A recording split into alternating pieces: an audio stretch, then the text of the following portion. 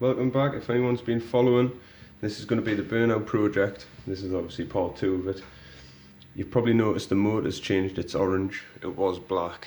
It was the 3900 kV.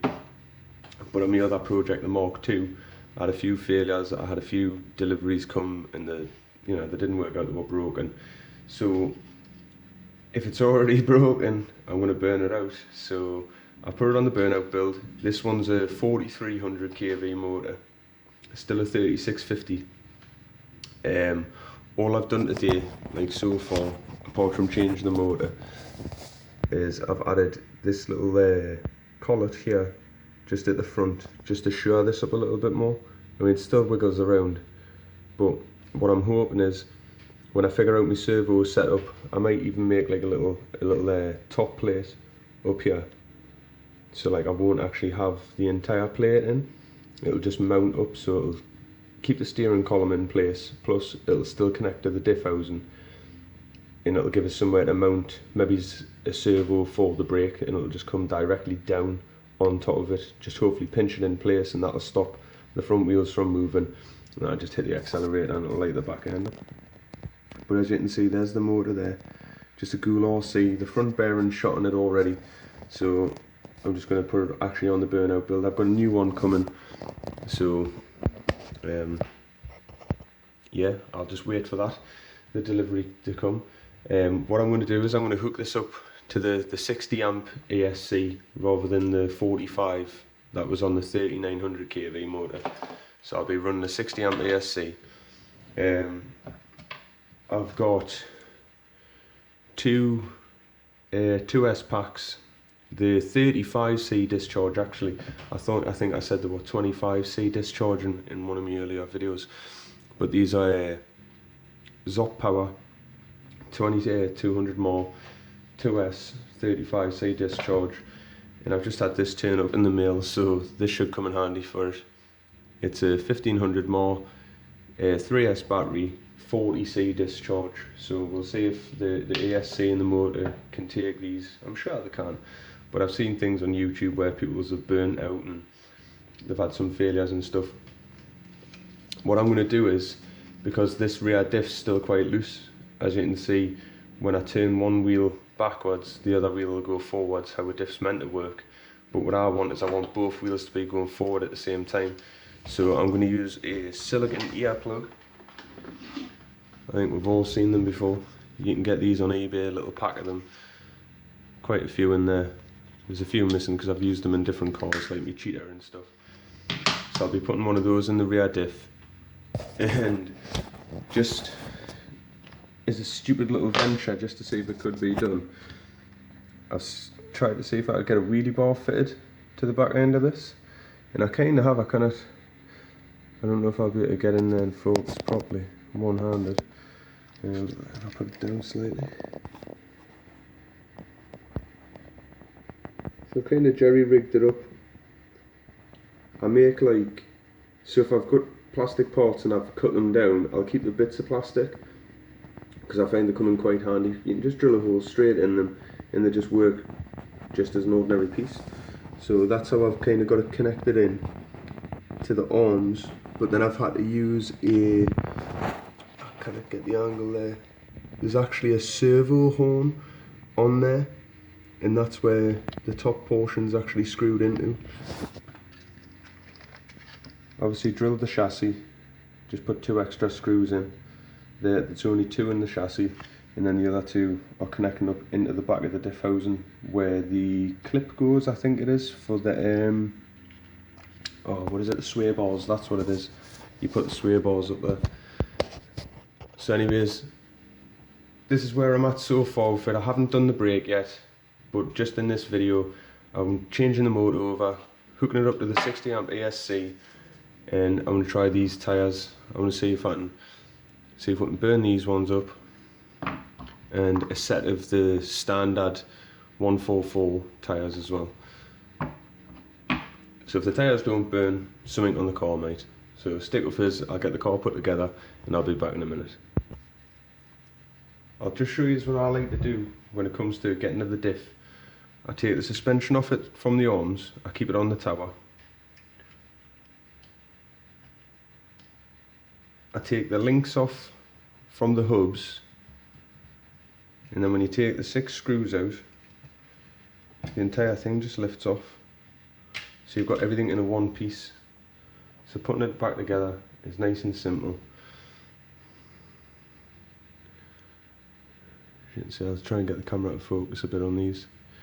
I just thought I'd show you this because this is the original one that I got. I can't really get that in focus there.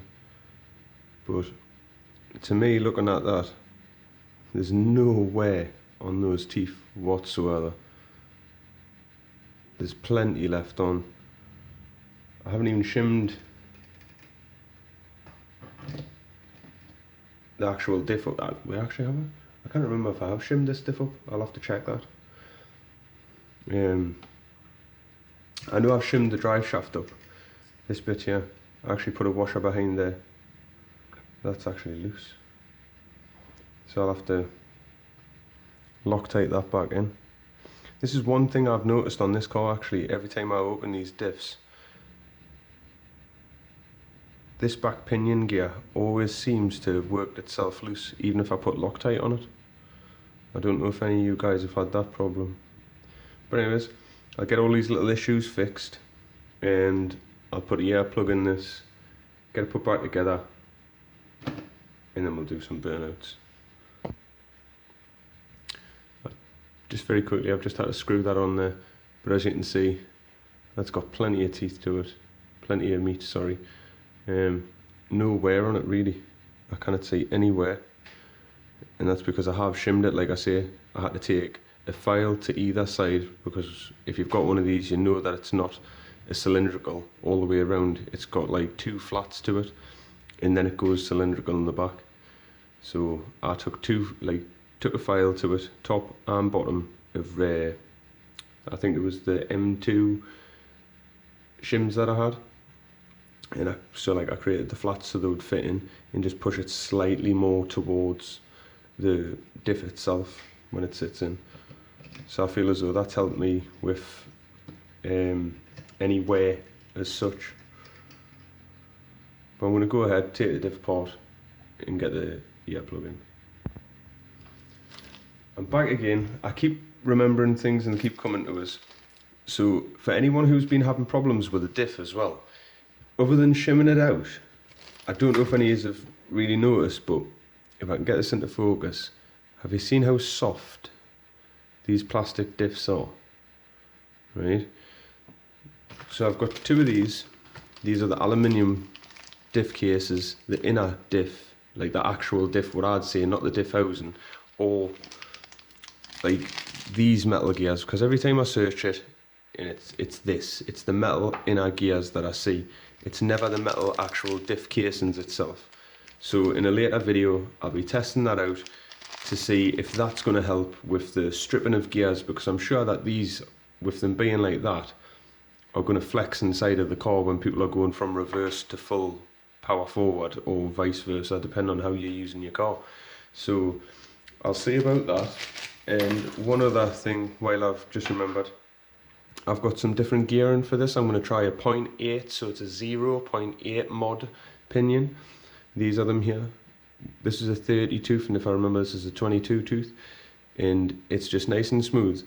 But the point I'm trying to make about these here is this is a 0.8 mod, and these here are a 32 pitch or a 32 DP diameter pitch, and it works perfectly with them. They're not clicking, not hitting any teeth whatsoever. So if you're looking to build stuff and you've got pinions, because I get confused about pinions and pitch all the time, if you know you've got a 32 pitch car and you're looking for pinions yourself or anything like that, it's a 0.8 mod that you're looking for. So I hope that helps, and I'm going to crack on with this. Like I keep saying, I'll get the earbud in and I'll get it back together. She's back together. This part of the video is going to be a really bit jumpy, because I'm going to have to just like stop starting the video on that. But the pinion itself just keeps spinning at the minute, because the grub screw it's just giving. It isn't tightening down whatsoever. But I'll sort that out. But for the time being, it does run. I've just had it on. I'll do it for you now. And the last one ballooned the tyres quite good. This is just a stock battery as well that comes with the car. So as you can see, it truly balloons the tyres, and that's with a stock battery in. So we'll go and see if we can burn some tyres. Wait, this is it outside with no brake on, obviously. Let's get it to the wall.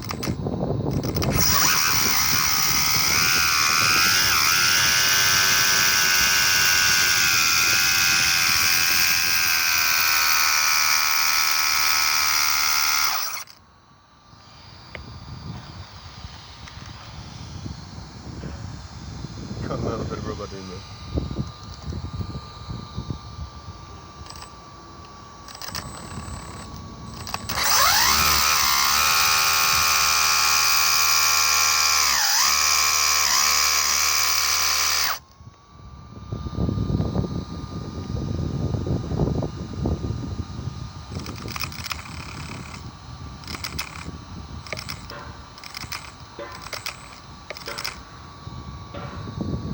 It doesn't seem good, you know.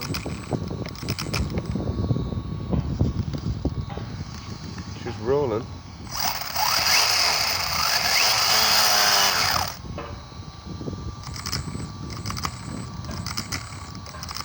The motor just doesn't like that. Like I say, the motor was broke beforehand, but it's best just to burn it out. So guys, this was part 2. Hopefully I'll get back to you with part 3. And we'll have some new updates. So stick with us, and I hope you enjoyed it.